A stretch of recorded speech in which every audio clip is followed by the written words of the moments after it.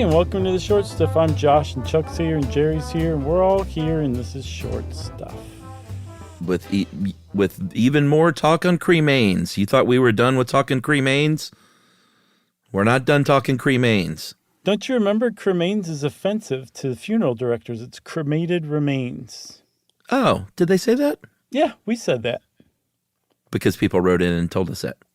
No, I think we found it in our research. Oh, did we? Actually, yeah, I think we talked about it on one of our many episodes where we've talked about human remains. All right. Well, I apologize then to start off this Short Stuff. That's okay. It's really tough not to say. It's everywhere too. It's just so catchy. But apparently, what the basis of it is that what you're talking about is needs more dignity than a jargony catchphrase like cremane. I'm with you. It's not a McDonald's product. It's not me saying that. No, you're thinking of the McCremains. McAshes. So what we're talking about is what people do with cremated remains. It's so hard not to say it now.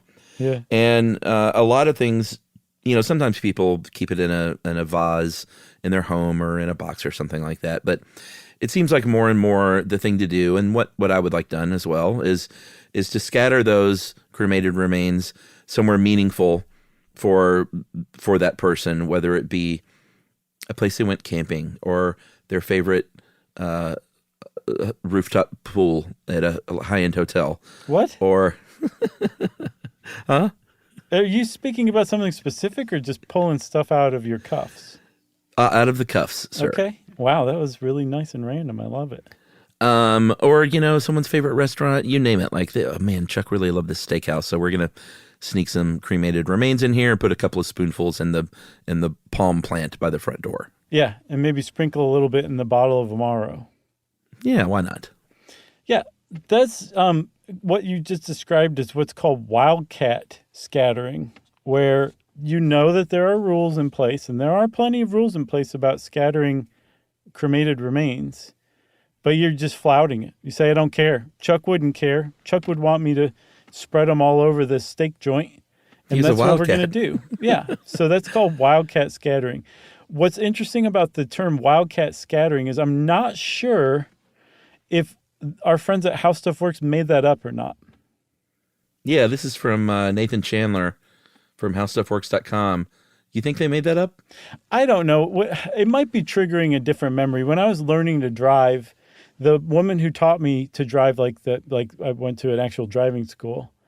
She said, when you're in a snarl of people on the highway and you have to kind of wiggle your way out and speed up and lose it, she called them wolf packs. Well, oh, okay. And I thought that that's what they were called. And I remember saying that to a friend within the next year. And they were like, that's not what that's called. And they said it with such confidence that I realized that woman had made it up and was basically trying to spread it around as if it were real to make it real. So I saw Wildcat. Maybe it triggered wolf pack.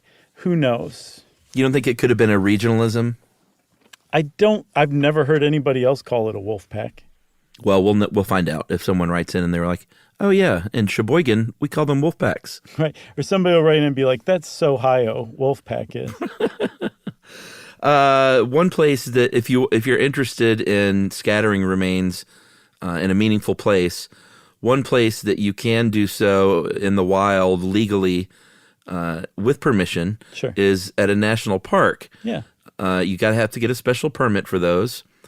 You can also put them in bodies of water as well, public body of water. But again, there are regulations, and a lot of times you need to get permission or a permit, and then they say like, hey, listen, you can do that, but you can't do it, 15 feet from the shore because no one wants to swim up on that stuff. Like, get out there 100 feet or whatever the rule is and notify us, and then you're good to go.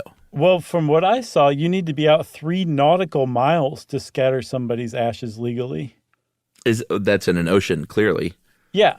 But what about in your favorite, municipal lake? I don't know, man. I do not know what the rule is on that because... Probably depends on the place. The whole thing that they're trying to do is get around people doing bumping up against the cremated remains that are now floating in your lake, Sure. no matter how you feel about it, you probably don't want to kayak through like a puddle of, or not, a slick of cremated remains just kind of floating there. That wouldn't bother me. Okay, so I'm wondering about this because a lot of people might, but not me. All over the internet, there are some people who are like, oh, yeah, you don't want to do that. And other people are like, that's the most disgusting thing I've ever heard. And it's like, you're not like throwing body parts into the lake. Right. I mean, these are cremated remains. This is ashes, pulverized ash. And what's more, the temperatures that the corpse is exposed to are on the order of about 1,500 degrees Fahrenheit, or 815 degrees Celsius. It's considered sterile. Ashes are sterile. But I think it's just the association with the fact that it used to be a body, that's what really bothers people, right?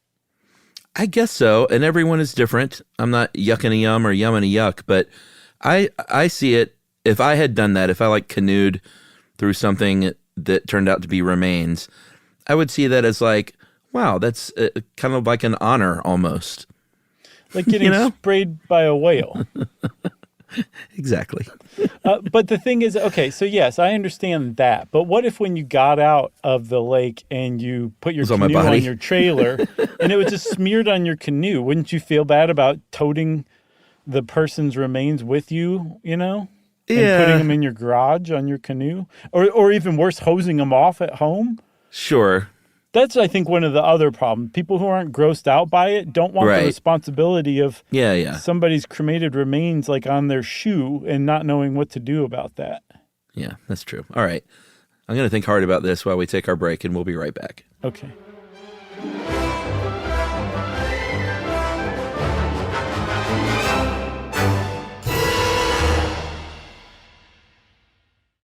Just like the number of stars in the sky, there is so much stuff you should know. So we talked about places to do it legally, and there are plenty of places. The key seems to be asking permission ahead of time, right?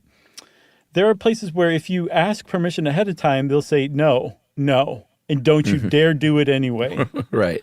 One of those places that's one of the most popular places to engage in wildcat scattering. Sometimes if you do it as a group, that's a wolf pack wildcat scattering, is Disney World and Disneyland.